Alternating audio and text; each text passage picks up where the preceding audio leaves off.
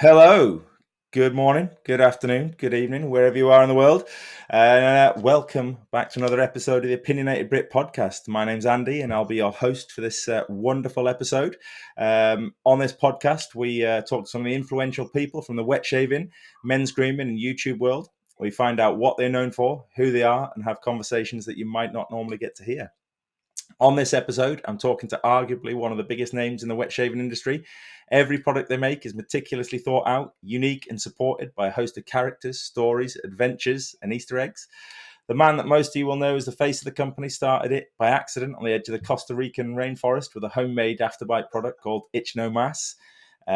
Since then, they've gone on to feature in Forbes magazine, created a host of online content, including blogs, a YouTube channel, talk shows, and even hosts an annual wet shaving convention. Ladies and gentlemen, they need no introduction, but today I'm joined by Douglas Smythe and Francis Towell of Phoenix Artisan Accoutrements. Guys, how's it going? It's an absolute honour for me to have you on, so thank you. Oh, well, thanks for having us. Thanks for staying up so late to have us, too. It's an honor for us to be here, and it's good to be here. No, that's no, you're welcome. That's my bad admin. It tends to happen when I have people from the US on. I don't know why, and it's mainly in your region that I get the timings horribly wrong because we were down to do it at Yeah, 9:30, no, 8:30 my time, and you're actually 8 hours behind, and I thought you were at 6 for some reason. So yeah. Arizona is weird like that because we don't change our clocks ever. We pretty much do what we want here. mm. I actually had Everything is punk somebody rock.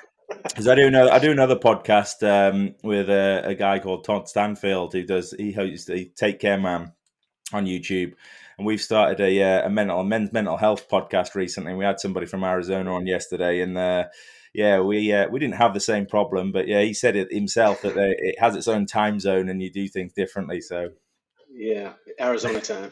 um, That's what it's called. it's Arizona time. Yeah, nice. Yeah, I'm not making this up. It's Arizona time. Well, every day's a school day. What have you been Yeah. up to, guys? How's your weekend been? A weekend's been off the hook crazy. Very busy. Thanks to the release of Fresco, and thanks to your help, as well as a few other YouTubers out there and podcasters, it was phenomenal. I couldn't wish for a better release. Fresco was just it's still going. If that tells you anything, it's nonstop craziness. We had to take a pause to do this, but right after this, we'll be right back in the trenches, battling, or not necessarily battling, but fulfilling orders, putting things in boxes rather aggressively. Well packed though. Do you obviously when you have a new product, do you have to try and kind of guesstimate how many you're going to sell and over egg it, or do you just do it? No, and that's a great question because prior to this podcast, I had a customer ask like, "Do you expect to sell out of Fresco anytime soon?" And the thing is we make it, so we'll never sell out of it. When that typically happens, you're dealing with like a small artisan working out of their kitchen or a vendor that only has a certain amount, but we make everything. So running out of stuff, unless it's like a razor that we don't make, we're not gonna run out of it. Or I mean, worst case scenario, there will be a shortage of a particular raw ingredient, but that has yet to happen.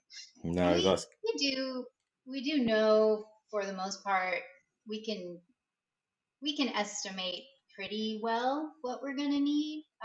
We have a lot of time Yeah, doing this, it's been so almost 10 years now. we do plan and we do tend to do okay with that. It's yes, but we do make most of the items that we sell, so Yeah, that makes it a little bit easier to manage inventory for sure. who is it? Huxley. It's Huxley. Huxley.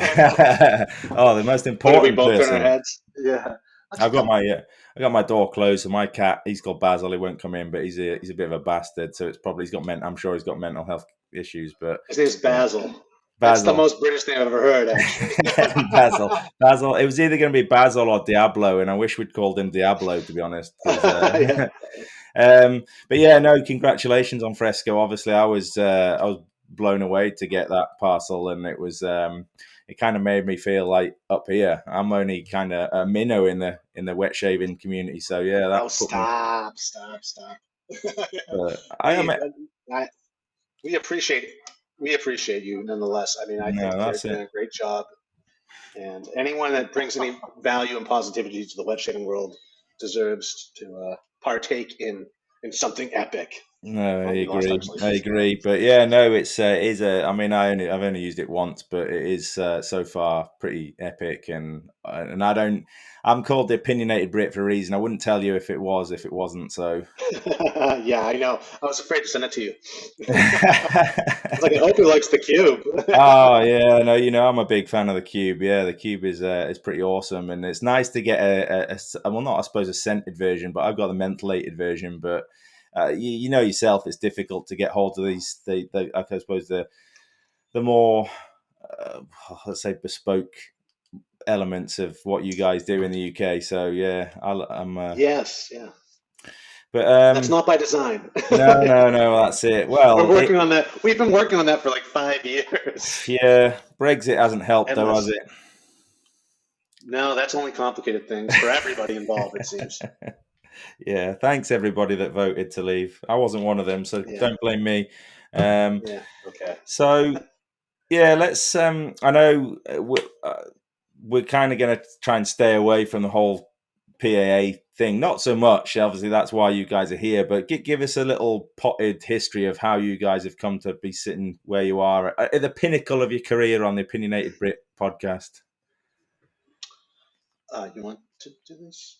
Well, it was a dark and stormy night about 10 years ago on this very day that Fran and I got together. And, well, I mean, it. How did it start? The origin. I've told this origin story so many times that I've kind of forgotten it. Well, it kind of coincided with us Getting together. getting and back together because we've known each other for a very long time, Like 20 years. over 20 years, And yeah, and we dated for a while way back in the 90s, late 90s, 99 maybe. and then lived separate lives for a while, and then found each other again, and then the business ultimately grew out of that, Rekindling. uniting. So yeah, I mean it's just two people, and Yeah, it started, in a small spare bedroom in my apartment back in Massachusetts, um, with an investment of probably less than $500, and blew up overnight. And you got to understand, back then, the shave world, we count years like dog years in shaving. So when I say 5 years ago, even that's almost 50 years ago. It really is. And so 10 years ago, there was only a few artisans around, maybe 4 or 5 before we hopped in on that. And we were like probably number 5 or number 6. Or depending who you ask, we were 5 and 6. But yeah, so I mean, it really was a different world then. And we blew up relatively fast because of that. And with that came some backlash, of course. But we went from the small spare bedroom really quick to moving to Arizona, working out of our garage for was about 6 months, maybe less, and then renting a facility. It just kept growing so fast, and now the last few years we've bought our own facility and lab, and now we have 4 employees. So I mean we've been growing considerably, relatively fast for what we're doing, I think, and I mean, that's in a nutshell, a very tiny nutshell. yeah, That's it's been a really fast thing and a really slow thing too. Like Yeah, it's a strange experience of time because some things feels like just yesterday was 2012, and yeah. here we are, almost 10 years later. Um, it's been quite a It's been a wild ride. quite a roller I mean, coaster. Yeah. every God, again, there was no one to look up to back then. We were kind of making stuff up as we went. So it's been a long, wild, and crazy ride. And like I was telling you in regards to podcasting, how I've made every mistake when it came to podcasting.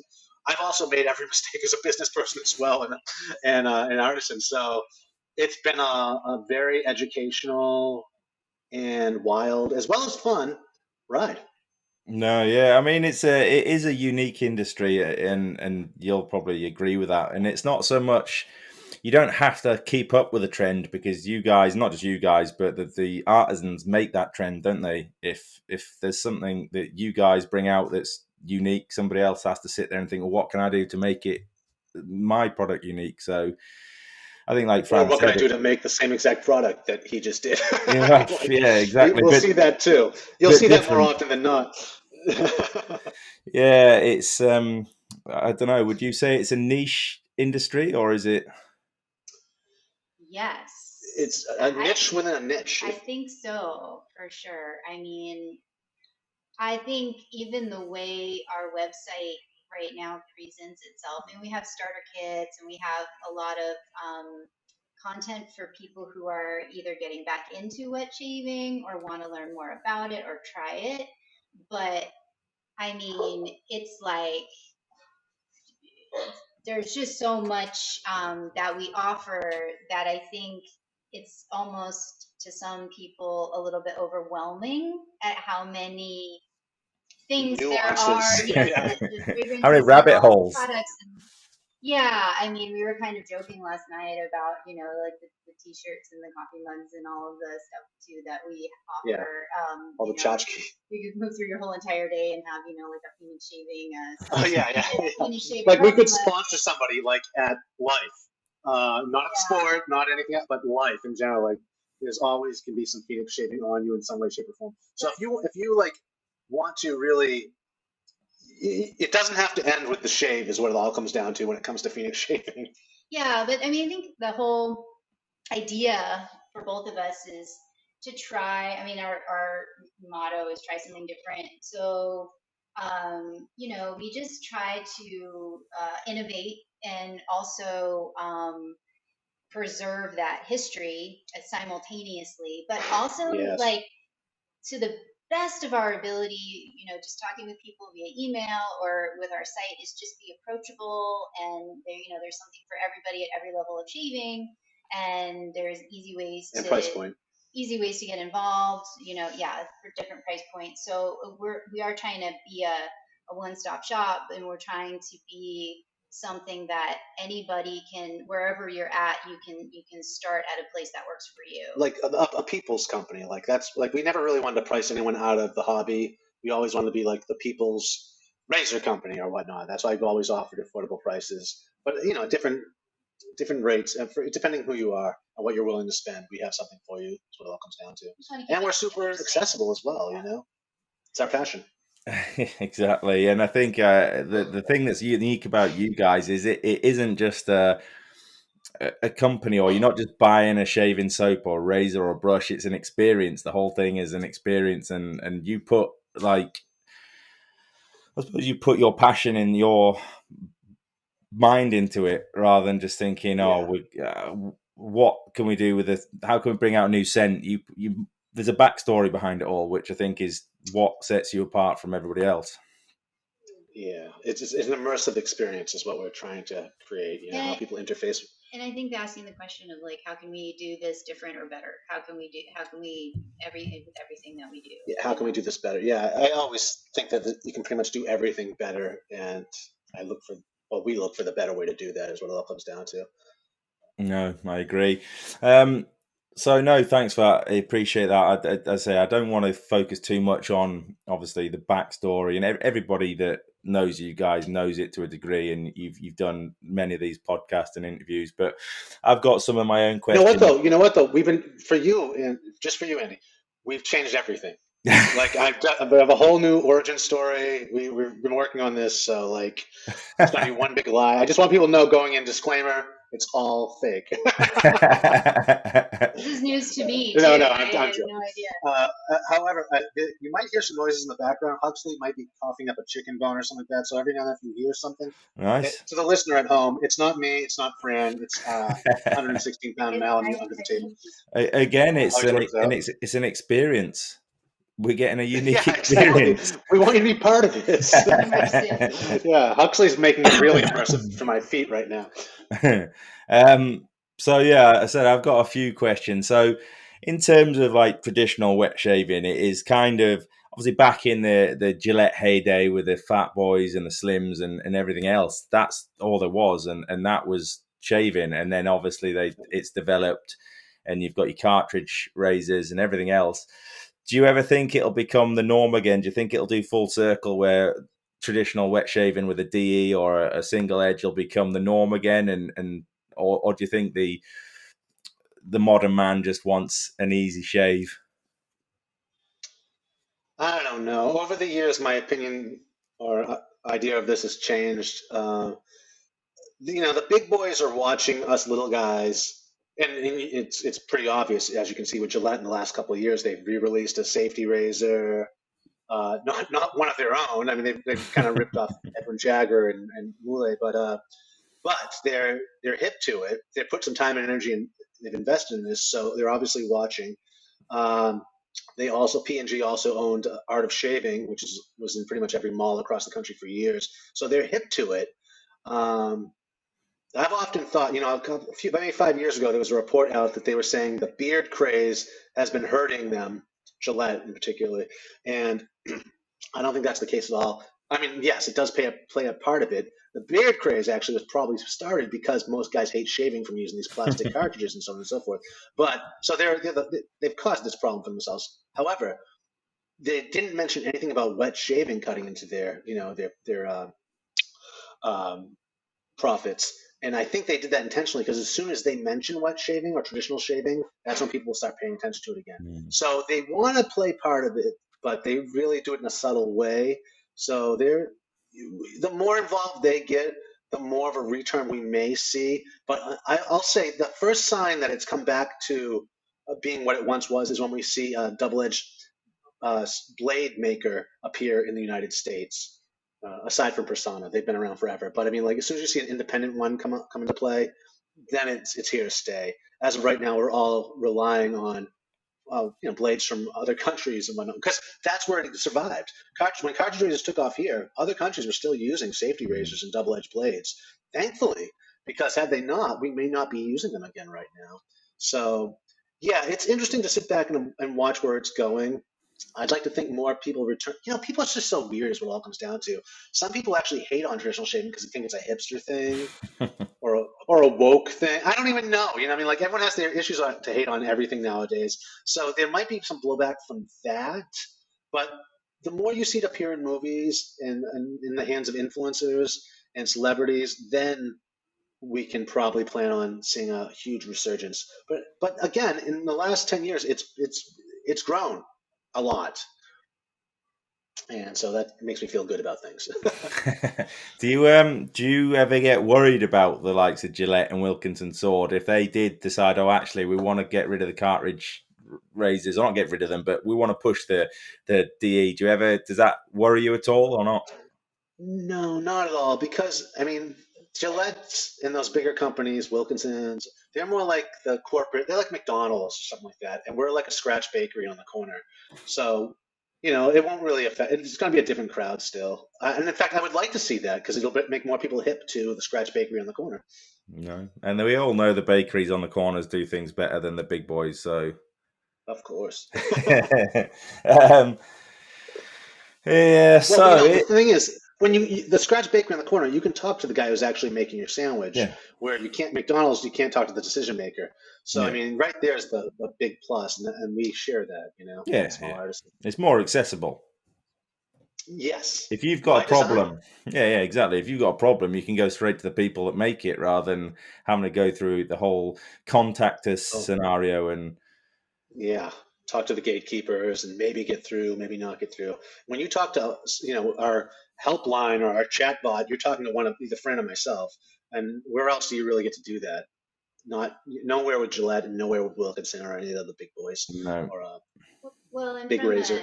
from a production point of view or just running a business point of view, I mean, we're still a pretty small micro business, so our ability to pivot and change and adjust and adapt is incredible and much, much, much better than a large corporation that has to plan these types of product releases, a year in advance or something like that. I mean, we don't need much time at all to make a dramatic change up or down, sideways, whatever, Yeah. to fill a need or change gears or whatever that is. So that's been a real benefit to us over time too. Is just the Yeah. flexibility to try lots of different things, but also the ability to like ramp up or down or be able to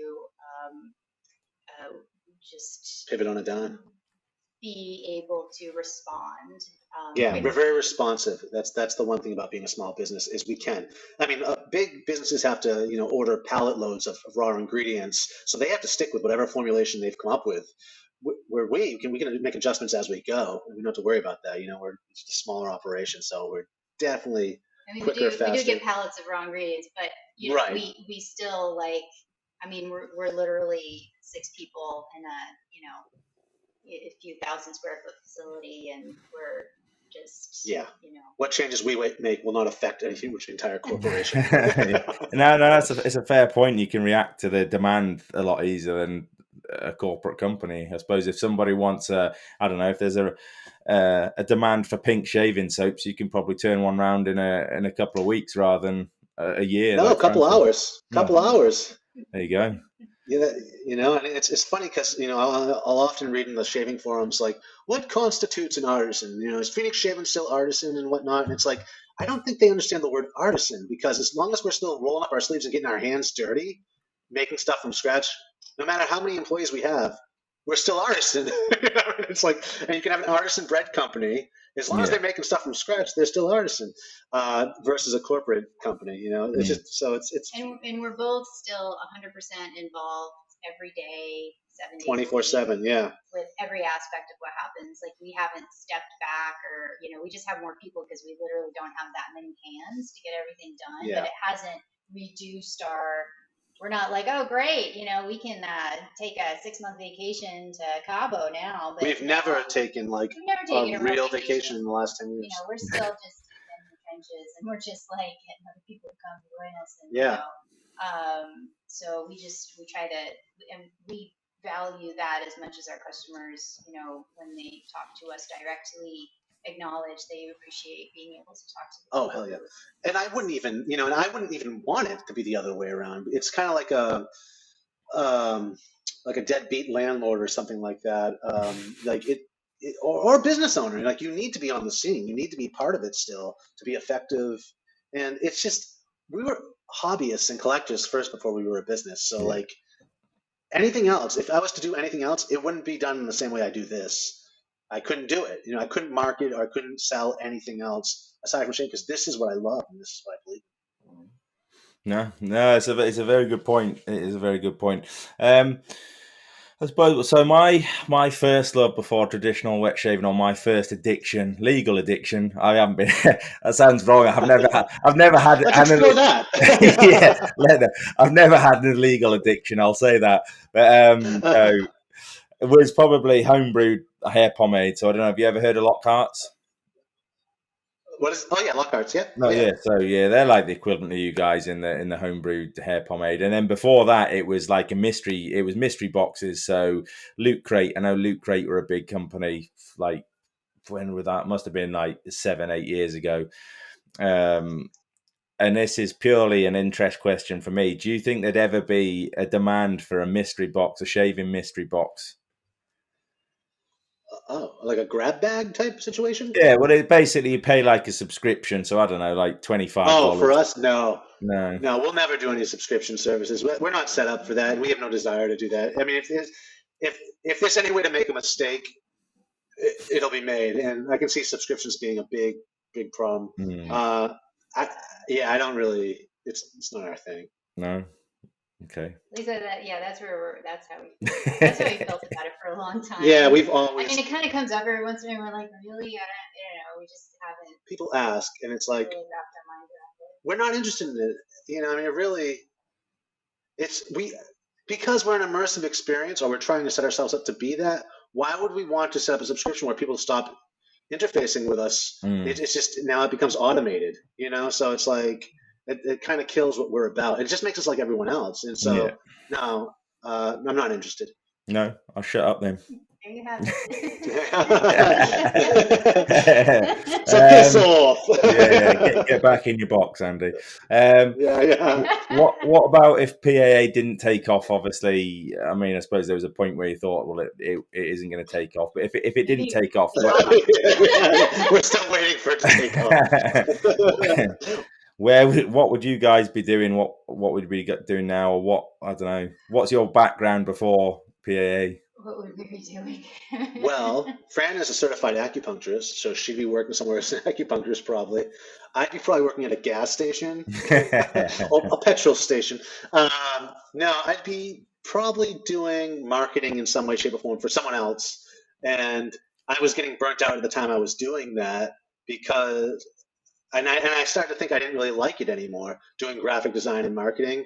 And the thing is, I just didn't really like doing it for other people. Um, so there's that. But I don't know. I don't know what I'd be doing. Probably playing music professionally at some level, or out of the country. I don't know. It's tough to say. I can't really say. Still lying in a hammock in Costa Rica. Yeah, I might be still doing that. I don't know. I can't really. A popular dating question back in the day was, "What do you see yourself doing in 5 years?" And it's like I never could answer that. I couldn't even answer like, "What do I see myself doing next week?" I'm just like uber spontaneous with like even the choice to move to Arizona. Fran asked that one day when we were back in New England, and she asked me at the right time. It was in the middle of a blizzard, and her dad was on the phone with her. Long story, anyways, but she just peeks her head into the room and she says, "Hey, how do you feel about moving to Arizona?" And I just look out the window and look back and go, "Yeah." So I mean, that's just how I've always operated. I'm kind of like a Zen driver in that Nice. regard. As some people will say that's the best way to be. Just do what you feel like doing. Yeah. I've gotten myself into a lot of trouble doing that too, and I give horrible advice. So don't follow suit, folks, if you're listening. I haven't got COVID, by the way. I am fully vaccinated, so don't worry. Right, We don't the- judge. these next two questions, you can't dodge them. I've had a couple of people recently dodge some questions, so you're not allowed to skirt over these. I want some Okay. good content, right? So, other than your own razors, what is your all-time favorite DE? Maybe that's an easy question. So I've been vegan for the last 20 years. I eat straight. No, I'm joking. That was me dodging. One of my favorite DE razors of all time. Yeah, Uh, the one razor I think Gillette got it right the first time. Well, maybe this wasn't their first time, but finally got it right and should have stopped there. Was the Gillette Red Tip. I think it's beautiful, both form, function. yeah. They got it right. It feels great in the hand. The handle's the perfect thickness. It's beautiful to behold. Uh, and I've taken personal inspiration from that razor. So that has been one of my favorite razors of all time. I also like the Seagull razor, um, and have modified blades to use that since they were proprietary blades at the time that are no longer available. I've actually done tutorials on how to use that razor. Other razors, what are some of your favorite ones? You have some vintage ones in there. Kirby. I mean, Yeah, the Kirby, obviously, which we based the prismatic off of, is one of our favorites. Um, there's some Loresh razors. yeah, there's some other Loresh style razors. Loresh does some really great. I'm a European razor guy typically. I don't often go towards Gillette's. Most guys in the States are Gillette centric, where I'm not. My collection primarily focuses on European releases, which I think were done better, to be perfectly honest with you. I think Gillette has always been the McDonald's of shaving. uh, they just happened to have different materials available to them at the time back in the day. But I don't think they were like super works of art. Whereas a lot of stuff coming out of Europe was very innovative and very artistic and beautiful, aesthetically pleasing. And you don't see that with a lot of Gillettes nowadays. We're, being 2021, we look at them and be, like, whoa, look at this piece of art. At the time, I don't think they stood out. I just think they were a massive giant with patents all over the world. So they were pushing people out of the business or scooping them up, and just taking over the shave world with and good reason. They did start it for the most part, but I think they inspired a lot of great creative designs out of Europe. I love Bakelite razors as well too. Most things Bakelite I appreciate. So the Fasan open comb slant that came out of the late 30s and 40s, I absolutely love those razors. But yeah, more so European releases than Gillette releases. Nice. Yeah, That I was the have to. question people dodge. Why do people dodge that question? Oh That's the well, no, best question in the world. that wasn't really the question. That was more of a generic question. Here's the next one. The next one people tend to dodge, or artisans tend to dodge. I must admit, I have recently got rid of my 63 slim adjustable. It was one of the first ones I bought, and it was more from the fact that it was kind of like having a piece of history. I've never Sure. shaved with it before, and I thought, well, that's nice. Sean Connery shaved with that, so I want to be cool like Yeah. him. And when it came down to the nitty gritty of it, I just didn't like the shave. It was just Yeah, I don't care for the slim. no. So I'm not a fan. I got rid of that, and I'm more The definitely fat boy. A lot of these razors that people like, salivate over. I'm not really interested in. Like the fat boy or what's the other one? Black Beauty. The one they're trying to. Black Beauty. That's more later. That's like Mm. that's most young guys in the hobby right now. That's their birth year razors. But the toggle, Yeah, the toggle is yeah. like everyone like salivates over that. The reason why it's so rare and valuable is because it wasn't really a good razor. They discontinued it. There was a lot of problems with. No, seriously, this is why it's a collector's dream. But I mean, it doesn't mean that it was a good razor. But nowadays we get it twisted in our heads that this is like it's like tallow soaps or anything. People in the forums get these things twisted using their modern filter to look at the world with. But back then, it wasn't the best shape in the world. And most adjustables from that era, I'm not a huge fan of either. No. I think it's more newbies. These are things like newbies are into, but the longer you stay in it, the hobby, you realize like, okay, it's really not all that in a bag of chips. Yeah, no, I agree. It is a kind of But don't hate me. Anyone listening out there that owns a toggle and is waiting for these new releases, by all means, more power to you. Your mileage may vary. This is my personal opinion, and that's going to change from person to No, person. So whatever works for you guys. I agree. I think definitely the I suppose vintage razors, people see them as being, I don't know, the thing to have, and it's something Yeah. it's people look at it and go, oh, I've got a slim adjustable, or I've got what's the gold one, the I can't remember what it's called, not the Ambassador, it's the Aristocrat. That's it, the Aristocrat. And it's just some people really like it. They say the shave is good, but me personally, it's okay. A lot of the yeah. times it's the same head. It's like the same head geometry as the red tip. So that's what I'm saying. Once they did the red tip, like you could have stopped right there. Like you don't need to do any of this other stuff, really. And it is what it is. It's a unique experience because not often in life do you find an antique that you can still use to this day. Yeah. So I think that's why a lot of the noobs are like, and I'm all for it. I love vintage razors. Anyone who knows me knows I love vintage razors. So I say pick them up, and some of them shave still to this day better than anything modern out there. So they all have something to offer. But as a collector, I have my own like particulars, that I look for in these things. Yeah. That'll be different for everybody. Yeah, no, you're right. Right, here we go. Then let's crack on with this question. So, what's the one product that I mean, it doesn't have to be an artisan, it can be anything. The one product that you wish you created that you obviously didn't. That can be a razor, it can be a shaving soap, a splash, anything. We've created it all. No, yeah, but it has to be something from somebody else. Somebody else, yeah. You must look at somebody else and go, "I wish I'd got that." Or does it have to be a shaving related product? Yeah, come on, Fran, you're dodging the question. I mean, we've done so much, and that goes for themes too. Like you see, cowboy stuff, pirate stuff, barbershop stuff, like all those themes. We've covered all of that years before anyone else was, even doing this while they were still using cartridge razors. So it's like, what is someone,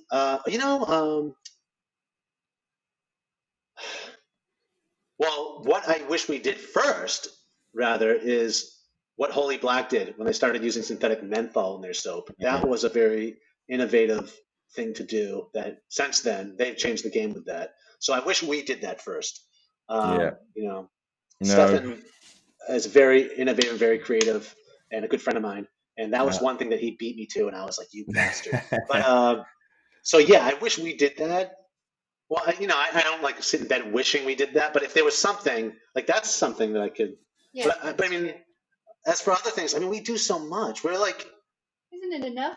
I know, yeah. I don't know what else we could have done. No, that's yeah.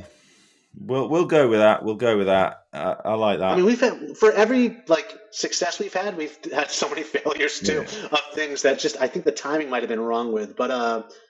I'm not tooting our own horn here or being arrogant about this, but I mean, we've just done so much crap that I can't even like think. I don't have time to think about what someone else is doing. And you know what?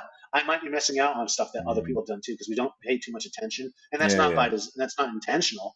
It's just we don't have time. But I'm trying to think of something like, what do I wish we've done? Uh, I almost said shave soap sticks, but we've been doing shave soap sticks for a while too. Yeah, normally when we want to do something, we just do it. Yeah, So when we You it's just want do to, it, not yeah. like, you know, if Okay, it's possible to do, I guess. yeah. Yeah. that's an honest So answer. we're not dodging your question. I don't know if we have a good answer for it. No, we'll go with that. I'm So, happy with that. okay. I have to, yeah, I have to admit some of the stuff that Holy Black do, like they're like the seasonal boxes they do. They did one last. It might have been last Halloween. It was just awesome, and it was like, Yeah. Yeah, super creative and yeah, really, Stefan really like Stefan, they primarily focus on barbershop stuff and whatnot. So shaving is like, I wouldn't say an afterthought, but it's like something else they do for fun. yeah. And he said that to me. He does it for fun. So he has all this time and energy to pour into it, and when it hits him, he just does that. And so I think he is one of the most innovative people in shavedom, or one of the most innovative companies in shavedom that maybe don't get enough credit as that they Well, deserve. yeah, I uh, mean, he's extremely creative. Yeah, I he's an have been extremely trying to creative get in individual. So I touch with respect him a Stefan. lot. So if you are in with him, put in a good word because I've been trying to get in Oh touch with yeah, him to get him on here. So oh yeah, consider it done. yeah, happy days. Right, well, we'll move on. I've got some listener questions. I always do like try and get listener questions. Some podcasts have more than others. Obviously, this one's attracted quite a lot, and you may have seen some of them from when you were live on Facebook. Anyway, some of them you won't. These ones are a little bit anonymous, so we'll go through these. Where is the first one? Did you ever work for the CIA? Really? That's still a question? No. Why would someone who worked for the CIA start making soap after the fact? They'd stay with the Well, CIA. Trust me. maybe you It's still are working safer. for the It's safer CIA. being in the CIA. Safer Maybe being in the CIA than making soap. you may still be in the CIA. How do we know? Oh, that's true. I infiltrated the soap world for why did I do it? I'm gonna go and I don't even know. check. I'm gonna go and check my fresco for bugs. Yeah, yeah, yeah. Oh my God. Hey, the people ask, the listeners ask, and I have to ask. Here's No, one that's then. great. So why don't you have reviews on the website? We did. Yeah. We did for a long while. But the thing is, you know, there's so many reviewers out there. This is the reason why. Because I don't want to be accused of anything, of picking certain reviews to stay there or not picking certain reviews or writing my own reviews. So many people do reviews out there already. Because, you know, it really doesn't take much for people to accuse you of anything these days. So it's like, I don't even want to be bothered. I don't even want to go down that road. Mm, So, Yeah, and I mean, I personally had a really bad experience with yes. just one customer who had a product and I guess just he didn't enjoy the scent and so he left a review and then like a day later some other customer left a positive review for the exact same product and would not he would not accept that I didn't write the review myself. Yeah. And you can't like it is such a waste of time to try to fight with an unreasonable person about what is total bullshit. And it is just so unbelievably frustrating. So we're damned if we do and we're damned if Exactly. we don't. It's just not If worth we it. have reviews up there and there's just too many good ones, then we must have written them all ourselves. So, And if, there's no reviews there, then what are we hiding? So it's like, good Lord, this is such a bunch of noise. There are so many reviews of our products out there, independent reviews on YouTube, people talking about our stuff all over the place. And whenever people want reviews, I point them in a zillion directions that have no direct connection with me personally. I never want to have a back and forth like I did with this one. I mean, that was like the last straw for me. Yeah, It's just not. yeah. It's not worth it. It's not healthy. It's not positive. I'm not interested. And interestingly enough, that was at that time we had gotten into a car accident like 2 days before that, and so with our old review system, we had to review the review. Like we would get a notification before it was posted. We had, we could opt Because in. some people leave profanity or they leave things that aren't Yeah, reviewed. hang troll. on a minute. Garrett, why did you make me ask this? Look how annoyed you got them. No, the thing is, we didn't. One of the reasons why this guy was mad at her is because we didn't post his review right away. He wrote her first, said, "Where's my review? You guys aren't posting it."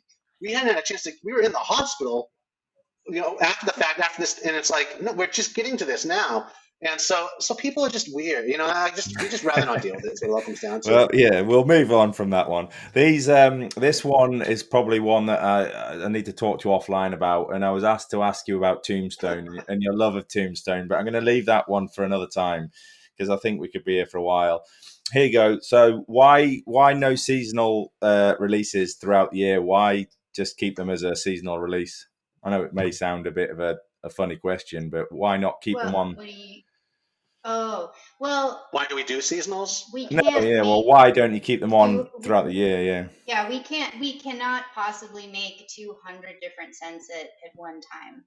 Yeah. We just don't have the space for it. And Mm. since each fragrance is available in 8 to 10 different products, it's just not possible for us to keep that many things on hand. It just becomes kind of a difficulty for us. So some things really, really do just sell well during their season. I mean, there's always going to be a handful of people who want it all year round, but pumpkin scented products do great in October and November, but in May they just aren't going to sell. No. And then the product could get old, or it could just the smell could start to go, or it's just, and we just don't have the space for everything. So that's the biggest reason. It's just like, we're not Gillette, we're not a huge corporation. We really it's just not sustainable. It's not sustainable for us to do. And so we try to meet people halfway by offering them for at least a season. And I think that's more than fair, rather than doing a limited edition, which some people do. Okay. We don't do limited editions. We do seasonals, giving people enough time to buy something. No, that's fair enough. Yeah, when it's available, we never limit quantity. But yeah just time. We're fly. Time poor, is what it all comes down to. We'll fly through this. Another one.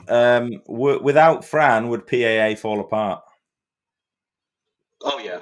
Well, it depends. I mean, let's see. So if it's just me, is that what you're saying? Yeah, no, it wouldn't be the same.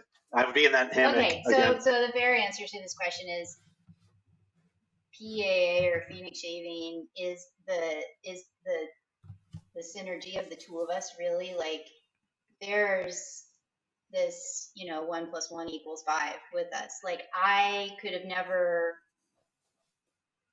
Okay, so he has like 5 new ideas every single day. There is never a shortage of new ideas to try, things to think. I mean, there is a list you wouldn't believe of things that we want to do. There's just only so many projects we can manage at one time. But then, the organization, the managing of, the day-to-day mundane stuff that can be, just time consuming to do when you're trying to do graphic design and marketing and talk to people on Facebook every single day and do a million podcasts. And it's really rare for me to do any interviews at all, because now I'm busy in the background doing a lot of other things. So it's the two of us really that make it. Like, if it was just Fran's shaving soap, there'd be like 5 cents that I created in 2012, and that would be it. Seriously, because I wouldn't know how to do new designs. I just don't have that creative inspiration that Douglas has, and that's just not something. That's just like an X factor that if I can help. She's being modest, by the way. She's definitely creating some really cool things. Well, if I can help just keep things like rolling in the background and keep things moving forward and doing ordering and coordinating, product development, things like that. I love that stuff. I think that's really great. So I think we've just kind of like gotten lucky in that we both have really complementary skill sets. So, I mean, we're dependent on each other, really. But yes, if I it's symbiotic. Everything would crumble. The whole world would end, actually. So, yeah. Huxley and I would shrivel up and die. Honesty is the best policy, Fran. I have got quite a few other questions, but I'm just conscious time's ticking. So what I'll do, if you don't mind, I'll send you the questions via email, and if you can answer them, I'll just put them in the description for the podcast. Oh, it's fine. I mean, we have time now. It doesn't bother me. Well, I'll pick a couple out, and then we'll move on. So this one's from Chris Kelly, who is he's better known as Shave King on Instagram, and he's just actually hit 1,000 followers on Instagram today, which is quite impressive. So congrats. yeah, so congratulations, Chris. And Chris is he's based in the UK, and he's quite a good friend of mine. But he's actually asked when oh no, that's it. He has asked that. I'm reading it verbatim. He wants to know basically, is there any chance you could offer a smaller size puck to the UK so that it's more accessible for us? Because obviously, I don't get. What do you mean? so obviously, well, let me read what he said. He said, blah, blah, blah. Could they offer smaller size tubs in the CK6 for the UK market? Oh, so he's talking specifically about CK6, so So that it's cheaper. yeah, kind of Okay. like sample. Yeah. I suppose No. samples. No, Only because to get certified, you got to have. I mean, it costs between $800 and $1,000 to get one product certified. So if this, let's use Diver Down for example. If we want to get that certified, the entire line certified, you have to pay that amount of money for just the yeah, soap, and then for the aftershave the same amount. And like, so it's so specific. So it needs to be the right size. It needs to have the right information on the tub. So if we now have to work on another size too, it's just it would get so costly. It'd be ridiculous. yeah, Yeah. okay. Then that's a no, Chris. Well, I mean, you got to keep in mind we do have CK original formula too, which is cheaper. yeah, So there's some CK. The thing is, this is another situation where you can't win. Like people want the cheaper stuff, and then they want CK6 too, and it's like we try to offer them both, but for each one that we offer, we're paying the same price on our end, and it takes a long time for us to even make that return of investment back. yeah, So since the last 5 years, we were the first artisans to offer EU certified products. So it's like it's not like we're not listening. We are, and we're very sympathetic, and we were trying to get stuff over there. It's just so costly, yeah. and we're a small artist, and people need to remember that. So we've been doing what we can for many years now, before it was fashionable. Keeping up with like the demand right now, just trying to keep the orders filled for what we even have available right now Is a challenge. that's certified legally to sell in the EU and the UK. Yeah, it's just we're gonna be looking at hiring more staff and just kind to of work on that, just ramping that up because it's just been a little bit challenging to keep up with that. No, that's a fair point. Right, I'll ask one more. So apologies to everybody that I haven't asked the questions of, because I've probably got another 7-8 questions. But I'll send them to you, and if just drop me an answer to them. But this one's from, I even sat here trying to figure out how to pronounce his surname, and it's from one of the guys on the PAA group on Facebook, Mark. His name's Mark, and it's Thor. It's an O with a diagonal strike through, and there is a particular way. Thorsten. That's it. Yeah, maybe that's it. I mean, I could be wrong myself, but I think I know. Yeah, I know who you're talking about. Yeah. So he said, Andy, please ask him about soap on a rope. It's the only blank page on PAA website. Oh, well, I think I took that down. Yeah, we had an alien soap on a rope that we did for we did some shows, and we did like an alien con. We for Alien Con for the History Channel, we did some specialty soap on a rope, and we had so much left over. Turns out they weren't really into soap on a rope, but we had so much left over that we eventually sold it on our site, maybe around the holidays. A few years back. We don't have any left, so I think I recently took that down. It's a pain in the ass to make, to be quite honest. I mean, it's really it's a lot of work for very little. You should keep it up and utilize it for anybody that's incarcerated. Their own personal space on the website. You make a good point, and I'll consider it. Hey, there must be a market for it. Oh yeah. So we're going to move on, and it's still questions, but these are quick fire questions. So they're just basically, they could be anything, and I'll just alternate between the two of you, and we'll start with Fran because we'll go with ladies first. Would you rather be fluent in all languages or be a master of every musical instrument? Master of every musical instrument. Nice. Go on then, Douglas. You can have this one. Would you rather sleep on the floor for a year or sleep in the most comfortable bed you've ever slept in, but someone's died in it?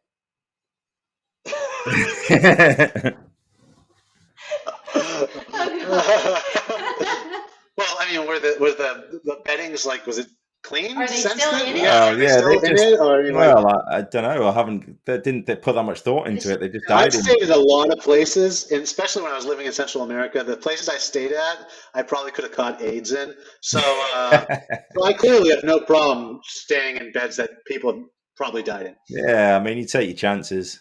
They could have just died Yeah, of for the natural spook causes. factor, I kind of I go for stuff like that. That's a selling point for me.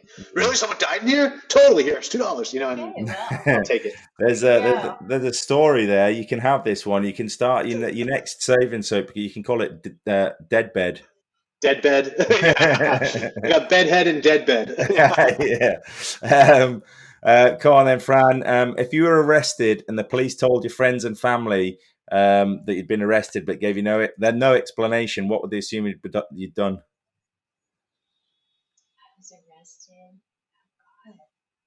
What would your family? What would they assume I had done? Obviously, the police. Say the police came around and said to Douglas, "Yeah, Fran's been arrested. I'm not going to tell you. I can't tell you what it's for. What would he assume he'd been arrested for?" That's such an unlikely scenario that I don't even know. Espionage. I mean, Yeah, espionage, CIA. You want to talk about CIA? There you go. Right, we'll say no more. Mum's the word. There's Yeah. there's a few general knowledge questions in here as well. So, Douglas, what is the national flower of Japan? That would be of Japan, the lotus, No. cherry blossom? cherry Yeah, blossom. Fran's got it. Okay. Yeah. That's the um, one. okay, Fran, if you could have been involved in any historical event from any period in time, what would it be and why? Oh no. You like historic fiction? Any historical event. There's a lot of them. Yeah. Oh my gosh. JFK assassination. I would have wanted to be involved in that. Well, maybe. I don't I know. mean, you don't have to necessarily have to be the shooter. You could Potato just be- famine. Yeah, that's a good question. I just there's just so much. I don't know. I mean, I think it would have been really cool to have been there when they, opened up King Tut's tomb. Oh, there you That go. would have been a really, Ah, really yeah, cool that's a good one. experience. Nice. Good answer. I'm going to flip this one round because it's another general knowledge question. So I'm going to give you the question, Douglas, and then Fran, you can have the question. So, Douglas, would you rather have an itch that you can't reach or always have a song stuck in your head, but you can't remember the name of it?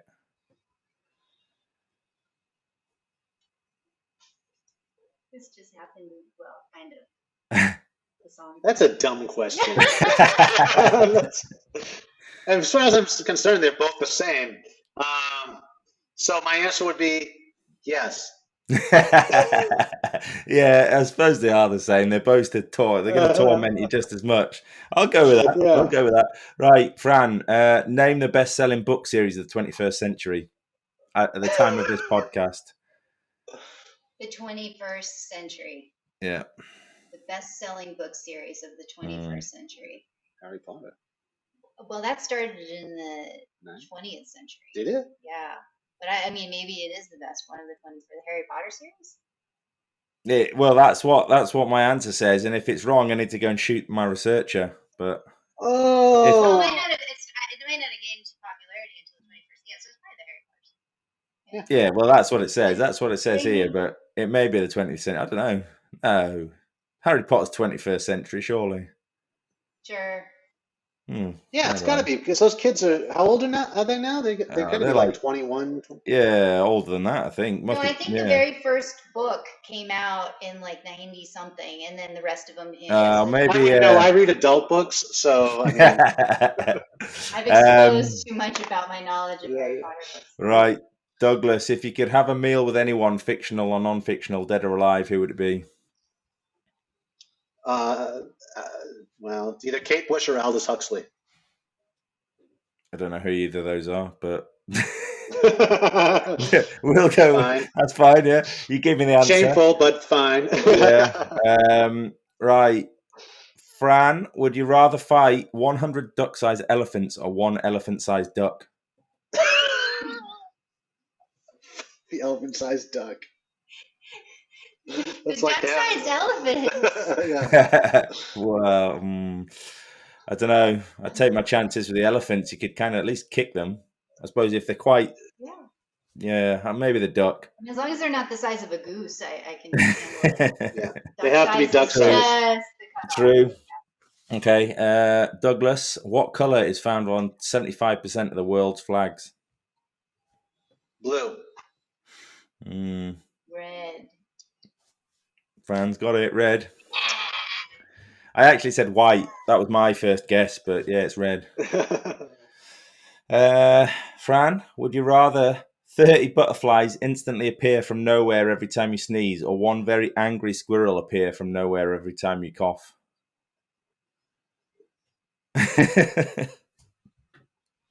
Are you coming up with these questions, or did you find these somewhere? I find them somewhere, but Because this is telltale, my friend. I think angry squirrels are really funny. Yeah, angry squirrel. They're going to do more damage than butterflies, though. Not necessarily. A butterfly flaps its wings in Japan, and we get a hurricane in the United States all of a sudden. So, give me an angry squirrel any day. Yeah. Okay. Never heard of the squirrel effect. The squirrel effect. Yeah. True. Angry squirrel effect. That's my next band. Douglas, which cocktail is made with whiskey, sweet vermouth, or sweet vermouth? Vermouth? I don't know how you. Vermouth. That's it. And bitters. Oh, come on. Old fashioned. And a Manhattan. It's a Manhattan. True. It is a Manhattan. I like trivia. That's good, because I'll give you this trivia question then, Fran. What is the correct name for a question mark immediately followed by an exclamation mark? Question mark immediately followed by an exclamation point. I'll be staggered if you get this. I don't know. A giblet. Stupid is what it is. It's no, it's actually an interrobang. Yeah, An interrobang. Yeah, no.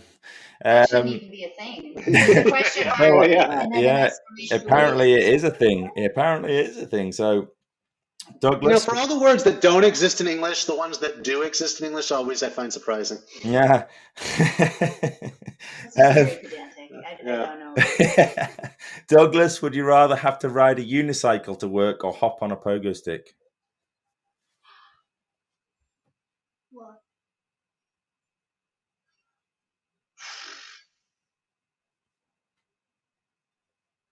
It's a tough one.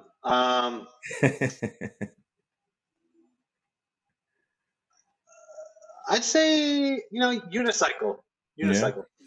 Yeah, I suppose you've still got that wheel giving you that motion, rather than it's got to be less effort than a pogo stick, surely. Oh, yeah, and it demands respect too. You don't know how to ride a unicycle, so you never get to work. Well, I mean, give me a reason to learn. Right, last one, Fran. If you could push a button and make everyone in the world 7% happier, but it would also place a worldwide ban on all wet shaving products, would you push it?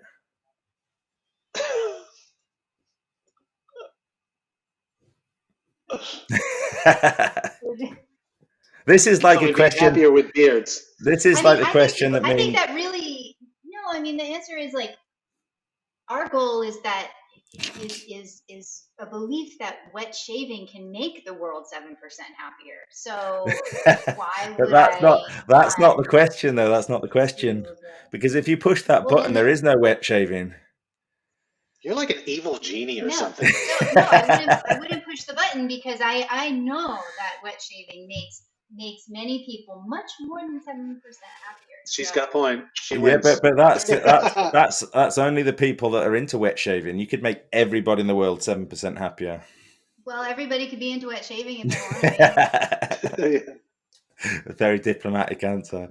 But yeah, I enjoy those questions. They're just completely random, and some of them I'm kind of running out of ones. I need to find a new place to find completely random questions. But yeah, no, thank you. They make cards for podcasters now with questions like that on them, like a deck of cards. Yeah, I was on a show. They were asking me these. Yeah. I'd look a little bit more professional if I had cards rather than like screen and looking away, wouldn't They're kind of corny. They're like a deck of cards. It's like, really, you need cards for this? Like, I? but if you're looking for them, they make them. Nice, nice. Pod Um, deck, I think is what they're called. I've only ever had one guest not answer one of those questions, so yeah, you've Oh, done well. But it wasn't thank you. it wasn't one of those questions. It was a different question.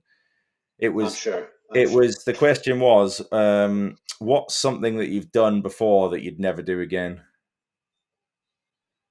Really? They couldn't answer that? Well, yeah, but if they were like a murderer or something, then Oh.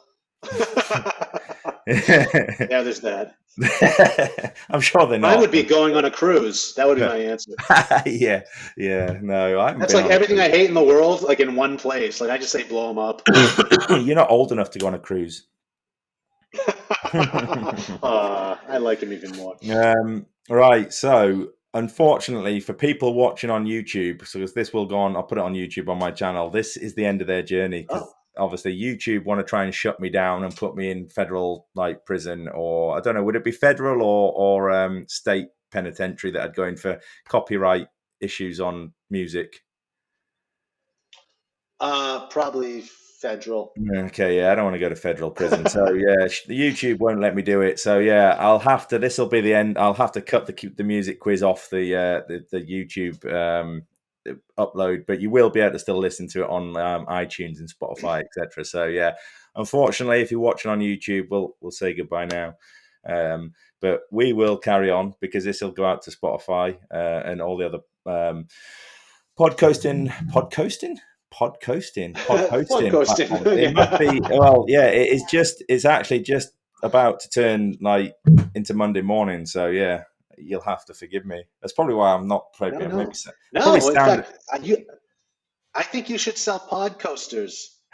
Like they're just coasters with your brand on it, I but know pod coasters. it is on my list of things to do. So yeah, maybe if we get to a Okay, fourth season.